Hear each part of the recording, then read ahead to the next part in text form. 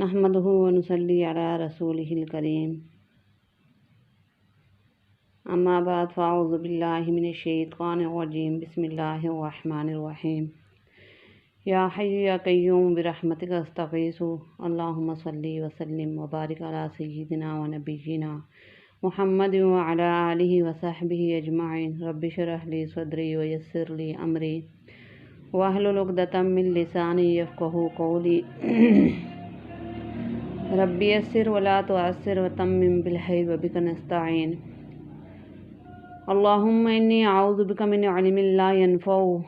ومن قلب لا یخشع ومن نفس لا تشبع ومن دعوت لا یستجاب لها۔ السلام علیکم ورحمۃ اللہ وبرکاتہ۔ امید ہے کہ آپ حضرات خیریت سے ہوں گے۔ سبق کی کامیابی پر آپ حضرات کی تہہ دل سے ممنون و مشکور ہوں۔ آپ حضرات جس محبت اور خلوص سے سبق سنتے ہیں، یہ بابرکت سا آتے ہیں، گزرے ہوئے ایام اللہ قبول فرمائے اور بقیہ ایام کی صحیح معنی میں قدردانی کی توفیق نصیب فرمائے، آمین۔ آج انشاءاللہ سورہ بقرہ کی آیت نمبر 274 سے لے کر 281 تک اس کا ترجمہ اور اس کی تفسیر پڑھیں گے۔ تو آئیں شروع کرتے ہیں۔ پہلے تلاوت ہوگی، پھر ترجمہ اور پھر تفسیر۔ اعوذ باللہ من الشیطان الرجیم، بسم اللہ الرحمن الرحیم۔ الذین ينفقون اموالهم باللیل والنہار سرا وعلانیۃ فلهم أجرهم عند ربهم ولا خوف عليهم ولا هم يحزنون الذين يأكلون الربا لا يقومون إلا كما يقوم الذي يتخبطه الشيطان من المس ذلك بأنهم قالوا إنما البيع مثل الربا وأحل الله البيع وحرم الربا فمن جاءه موعظة من ربه فانتهى فله ما سلف وأمره إلى الله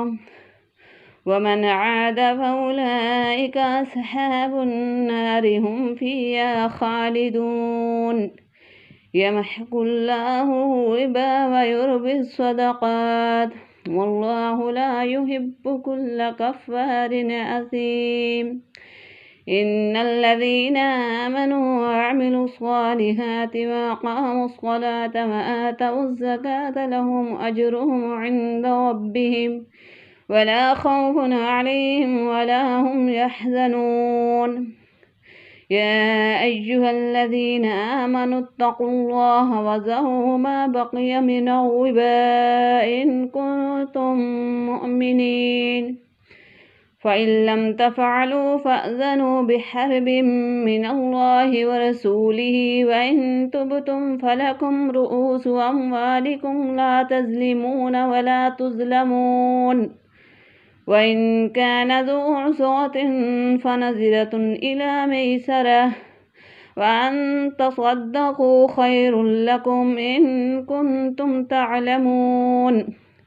واتقوا يوما ترجعون فيه إلى الله ثم توفى كل نفس ما كسبت وهم لا يظلمون صدق اللہ العظیم۔ اب ترجمہ دیکھتے ہیں۔ بسم اللہ الرحمن الرحیم، شروع اللہ کے نام سے جو بڑا مہربان نہایت رحم والا ہے۔ الذین ينفقون اموالہم، جو لوگ خرچ کرتے ہیں اپنے مال، اموالہم باللیل والنہار، اللہ کی راہ میں رات کو اور دن کو، سرا وعلانیۃ، چھپا کر اور ظاہر میں، فلہم اجرہم عند ربہم، تو ان کے لیے ثواب ہے ان کا اپنے رب کے پاس، ولا خوف علیہم ولا هم یحزنون، اور نہ ڈر ہے ان پر اور نہ وہ غمگین ہوں گے۔ الذین یأکلون الربا، جو لوگ کھاتے ہیں سود، لا یقومون، نہیں اٹھیں گے قیامت کو، الا کما یقوم الذی، مگر جس طرح اٹھتا ہے وہ شخص، یتخبطہ الشیطان من المس، جس کے حواس کھو دیے ہوں جن نے لپٹ کر، ذالک بانہم قالوا، یہ حالت اس واسطے ہوگی، انما البیع مثل الربا، انہوں نے کہا کہ سوداگری بھی تو ایسی ہے جیسے سود لینا، وَأَحَلَّ اللَّهُ الْبَيْعَ وَحَرَّمَ الرِّبَا، حالانکہ اللہ نے حلال کیا ہے سوداگری کو اور حرام کیا ہے سود کو، فَمَنْ جَاءَهُ مَوْعِظَةٌ مِّن رَّبِّهِ، پھر جس کو پہنچی نصیحت اپنے رب کی طرف سے، فَانْتَهَىٰ فَلَهُ مَا سَلَفَ، اور وہ باز آ گیا اس کے واسطے ہے جو پہلے ہو چکا، وَأَمْرُهُ إِلَى اللَّهِ، اور معاملہ اس کا اللہ کے حوالے ہے، وَمَنْ عَادَ فَأُولَٰئِكَ أَصْحَابُ النَّارِ، اور جو کوئی پھر لیوے سود تو وہی لوگ ہیں دوزخ والے، ہم فیہا خالدون، وہ اس میں ہمیشہ رہیں گے، یمحق اللہ الربا، مٹاتا ہے اللہ سود، ویربی الصدقات، اور بڑھاتا ہے خیرات کو، واللہ لا یحب کل کفار اثیم، اور اللہ خوش نہیں کسی ناشکر گنہگار سے، ان الذین آمنوا، جو لوگ ایمان لائے، وعملوا الصالحات، اور عمل نیک کیے، واقاموا الصلاۃ، اور قائم رکھا نماز کو، وآتوا الزکوٰۃ، اور دیتے رہے زکوٰۃ، لہم اجرہم عند ربہم، تو ان کے لیے ثواب ہے ان کے رب کے پاس، ولا خوف علیہم ولا هم یحزنون، اور نہ ان کو خوف ہے اور نہ وہ غمگین ہوں گے، یا ایھا الذین آمنوا اتقوا اللہ، اے ایمان والو ڈرو اللہ سے، وذروا ما بقی من الربا، اور چھوڑ دو جو کچھ باقی رہ گیا ہے سود، ان کنتم مؤمنین، اگر تم کو یقین ہے اللہ کے فرمانے کا، فإن لم تفعلوا، بس اگر نہیں چھوڑتے، فَأَذَنُوا بِحَرْبٍ مِّنَ اللَّهِ، تو تیار جو لڑنے کو اللہ سے، وَرَسُولِهِ، اور اس کے رسول سے، وَإِن تُبْتُوا فَلَكُمْ رُءُوسُ أَمْوَالِكُمْ، اور اگر توبہ کرتے ہو تو تمہارے واسطے ہے اصل مال تمہارا، لَا تَظْلِمُونَ وَلَا تُظْلَمُونَ، نہ تم کسی پر ظلم کرو اور نہ تم پر کوئی، وَإِن كَانَ ذُو عُسْرَةٍ، اور اگر ہے تنگ دست تو مہلت دینی چاہیے، فَنَظِرَةٌ إِلَىٰ مَيْسَرَةٍ، کہ شاید ہونے تک، وَأَن تَصَدَّقُوا خَيْرٌ لَكُمْ، اور بخش دو تو بہت بہتر ہے تمہارے لیے، إِن كُنتُمْ تَعْلَمُونَ، اگر تم کو سمجھ ہے، وَاتَّقُوا يَوْمًا تُرْجَعُونَ فِيهِ إِلَى اللَّهِ، اور ڈرتے رہو اس دن سے جس دن لوٹائے جاؤ گے، إِلَى اللَّهِ، اللہ کی طرف، ثُمَّ تُوَفَّىٰ كُلُّ نَفْسٍ، پھر پورا دیا جائے گا ہر شخص کو، مَا كَسَبَتْ، جو کچھ اس نے کمایا، وَهُمْ لَا يُظْلَمُونَ، اور ان پر ظلم نہ ہوگا۔ اب اس کی تفسیر دیکھتے ہیں۔ جو لوگ سود کھاتے ہیں یعنی لیتے ہیں، نہیں کھڑے ہوں گے قیامت میں قبروں سے مگر جس طرح کھڑا ہوتا ہے ایسا شخص جس کو شیطان نے خپتی بنا دیا ہو لپٹ کر، یعنی حیران مدوش، یہ سزا اس کے لیے ہوگی۔ ان لوگوں نے سود کے حلال ہونے پر استدلال کرنے کے لیے کہا تھا کہ بیع بھی تو مثل سود کی ہے، کیونکہ اس میں بھی مقصود نفع حاصل کرنا ہوتا ہے، اور بیع یقیناً حلال ہے، پھر سود بھی جو کہ اس کا مثل ہے حلال ہونا چاہیے، حالانکہ دونوں میں کھلا فرق ہے کہ اللہ تعالیٰ نے جو کہ مالک احکام کے بیع کو حلال فرمایا ہے اور سود کو حرام قرار دیا ہے، اس سے زیادہ اور کیا فرق ہوگا۔ پھر جس شخص کو اس کے پروردگار کی طرف سے نصیحت پہنچی اور وہ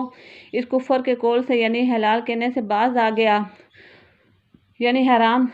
سمجھنے لگا اور لینا بھی چھوڑ دیا، تو کچھ اس حکم کے آنے سے پہلے ہو چکا ہے وہ اس کا رہا، یعنی ظاہر شرع کے نزدیک اس کی توبہ قبول ہو گئی اور لیا ہوا مال اسی کی ملک ہے، اور باطنی معاملہ اس کا کہ وہ دل سے باز آیا ہے، یہ منافقانہ طور پر توبہ کر لی ہے، یہ خدا کے حوالے رہا۔ اگر دل سے توبہ کی ہوگی عند اللہ نافع ہوگی، ورنہ کالعدم ہوگی، تم کو بدگمانی کا کوئی حق نہیں۔ اور جو شخص نصیحت مذکور سن کر بھی اسی قول اور اسی فعل کی طرف پھر عود کرے تو بوجہ اس کے ان کا یہ فعل خود گناہ کبیرہ ہے، یہ لوگ دوزخ میں جائیں گے، اور بوجہ اس کے ان کا یہ قول کفر ہے، اس لیے وہ اس دوزخ میں ہمیشہ ہمیشہ رہیں گے۔ سود لینے سے فی الحال مال بڑھتا نظر آتا ہے، لیکن مال کار اللہ تعالیٰ سود کو مٹاتے ہیں، کبھی تو دنیا ہی میں سب برباد ہو جاتا ہے، ورنہ آخرت میں تو یقینی برباد ہی ہونا ہے، کیونکہ وہاں اس پر عذاب ہوگا۔ اللہ پاک ہم سب کو قرآن پاک صحیح طرح پڑھنے، سیکھنے، سمجھنے اور عمل کرنے کی توفیق عطا فرمائے۔ وآخر دعوانا ان الحمد للہ رب العالمین۔